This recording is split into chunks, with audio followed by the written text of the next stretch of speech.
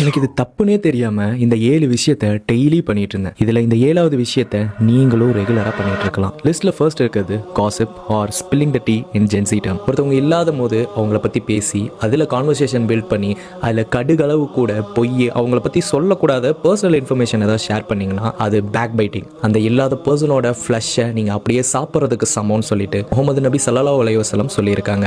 Trolling அல்லது judging the people, நம்மளை சுற்றி இருக்கிறவங்களை சிரிக்க வைக்கிறதுக்காக ஒருத்தவங்களை ரோஸ்ட் ஆர் ட்ரோல் பண்றது, அவனுக்கு ஒண்ணுமே தெரியாது, இஸ் ஃபிட் ஃபார் நத்திங்னு ஜட்ஜ் பண்றது, இந்த மாதிரி விஷயங்களை நம்ம கண்டிப்பா அவாய்ட் பண்ணுவோம். ஏன்னா இறைவன் சொல்றான், இந்த ஒரு விஷயத்துல மேபி நீங்க அவரை விட பெஸ்டா இருக்கலாம், ஆனா உங்களை விட மற்ற விஷயங்கள்ல அவரு சிறந்தவரா இருக்கலாம். Third one Riya. நல்ல விஷயங்களை பண்ணி அந்த நல்ல விஷயங்களை 4 பேத்துக்கு நான் இந்த நல்ல விஷயம் பண்ணியிருக்கேன் பாருங்கிறத காட்டுறது. இந்த ரியா பண்றதையே ஒரு நீஷா வச்சு அதையே கண்டென்ட்டா மாத்திட்டு நிறைய பேர் பண்ணிட்டு இருக்காங்க. கேட்டா என்ன பார்த்து ஒரு 4 பேர் பண்ணுவாங்கன்னு சப்பக்கட்டு கட்டுறது. முடிஞ்ச அளவுக்கு இந்த மாதிரி விஷயங்களை நம்ம அவாய்ட் பண்ணிக்கலாம். கான்ஸ்டன்டா கம்ப்ளைண்ட் பண்றது, என்னடா வாழ்க்கை இது, எனக்கு மட்டும் ஏன் இப்படிலாம் நடக்குது, சிம்பத்தி கிரியேட் பண்றதுக்காகவே இன்ஸ்டாகிராம்ல ஸ்டோரி வைக்கிறது. உங்களை சுத்தி உங்களுக்கு எவ்வளவு பிளஸிங்ஸ் இருக்குங்கிறத கவுண்ட் பண்ணுங்க. காசா மக்கள் படுற கஷ்டத்தை பாருங்க. அவங்க படுற கஷ்டத்தை பார்க்கும்போது இறைவன் நம்மளையே எவ்வளவோ நல்ல வழியில வச்சிருக்கான். ஸோ சந்தோஷமா இருந்தீங்கன்னா இறைவனுக்கு நன்றி சொல்லுங்க. வருத்தமா இருந்தீங்கன்னா இறைவன் கிட்ட சொல்லி புலம்புங்க. அதை இன்ஸ்டாகிராம்ல வாட்ஸ்அப்ல ஸ்டோரி அண்ட் ஸ்டேட்டஸா வைக்க வேணும். Forwarding everything. ஒரு விஷயத்தை நீங்க கேள்விப்படுறீங்க, அது உண்மையா பொய்யான்னு எந்த வித ஆராய்ச்சியுமே இல்லாம வாட்ஸ்அப்ல ஒரு மெசேஜ் ஃபார்வர்ட் ஆகி வந்த உடனே ஃப்ரெண்ட் அனுப்பியிருக்காங்க, ரிலேஷன் அனுப்பியிருக்காங்க நம்பி நீங்க 4 பேத்துக்கு ஷேர் பண்றீங்க பாத்தீங்களா,